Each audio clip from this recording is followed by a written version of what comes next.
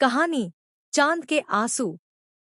रात शांत थी, हवा ठंडी चल रही थी और आसमान में चांद पूरा चमकदार और रहस्यमयी लग रहा था। कहते हैं, हिमालय की तलहटी में बसा एक छोटा सा गांव था, चंद्रपुर। लोगों का मानना था कि जब भी पूर्णिमा की रात आती है तो पहाड़ की सबसे ऊंची चोटी पर चांद के आंसू गिरते हैं। ऐसे रत्न जो इंसान को असीम शक्ति दे सकते हैं। पर अब तक जो भी उन्हें खोजने गया कभी लौटकर नहीं आया। गांव में एक लड़का था, नाम आरव। दिल में जिज्ञासा भरी थी और आंखों में हिम्मत। एक दिन उसने अपनी माँ से पूछा था, क्या चांद के आंसू सच में होते हैं? माँ ने बस मुस्कुरा कर कहा, हाँ बेटे, मगर वो आंसू इंसान के लालच की परीक्षा लेते हैं। बस वही बात आरव के दिल में बैठ गई। वो तय कर चुका था, वो सच्चाई जानकर रहेगा। अगली रात, हाथ में लालटेन, कंधे पर बैग और दिल में साहस लिए आरव निकल पड़ा पहाड़ की ओर। एक पुराने नक्शे में 3 निशान बने थे, आग, पानी और हवा। तीनों को पार किए बिना कोई भी चांद के आंसू तक नहीं पहुंच सकता था। सबसे पहले वह पहुंचा आग की गुफा में। चारों तरफ लपटें नाच रही थी।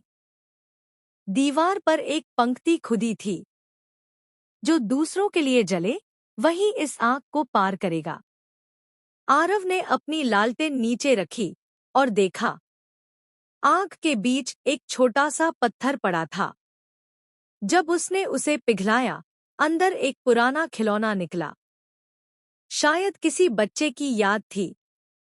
उसने खिलौना उठाया और अचानक सारी आग बुझ गई। पहली पहेली हल हो गई थी। अब बारी थी पानी की परीक्षा की। वो एक उफनती नदी के पास पहुंचा। लहरें इतनी तेज थी कि पार जाना असंभव लग रहा था। तभी पानी से एक गूंजती हुई आवाज आई, अगर जीवन चाहिए तो किसी और की प्यास बुझाओ। आरव ने अपनी पानी की बोतल निकाली और किनारे पड़े एक घायल पक्षी को पानी पिलाया। अचानक नदी शांत हो गई और बीच में एक रास्ता बन गया। दूसरी पहेली भी हल हो चुकी थी। अब सामने थी तीसरी और आखिरी परीक्षा, हवा की। पहाड़ की ऊंचाई पर पहुंचा तो तूफान चल रहा था। पेड़ झूल रहे थे और एक टूटी हुई घंटी हवा में झूलती जा रही थी। आरव ने उस घंटी को पकड़ा और जोर से बजा दी। घंटी की ध्वनि आसमान में गूंज उठी और देखते ही देखते आंधी रुक गई। चांद और भी चमकदार हो गया। तीसरी पहेली भी पार। अब वह पहुंच चुका था चोटी पर। उसके सामने थी एक नीली झील, जिसके ऊपर हवा में 3 चमकते हुए रत्न तैर रहे थे। यही थे चांद के आंसू। अचानक आसमान में आवाज गूंजी, कौन हो तुम, जो दिल में कोई लालच नहीं रखता? आरव ने आंखें बंद की और कहा, मैं ताकत नहीं चाहता, मैं सच्चाई चाहता हूँ। तभी रत्नों से एक रोशनी निकली और एक बूढ़ी आत्मा प्रकट हुई, चंद्रदेव की आत्मा। उसने कहा, हर 100 साल में एक सच्चा इंसान आता है। चांद के आंसू उसी को मिलते हैं जो उनका इस्तेमाल भलाई के लिए करे।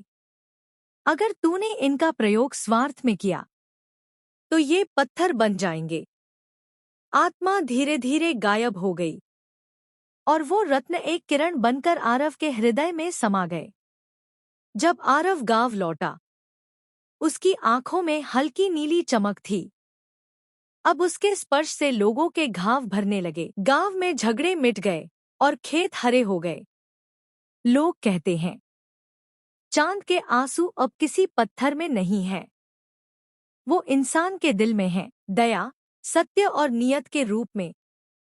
मोरल, लालच हर ताकत को नष्ट कर देता है, लेकिन सच्चाई हर जादू को जीत लेती है।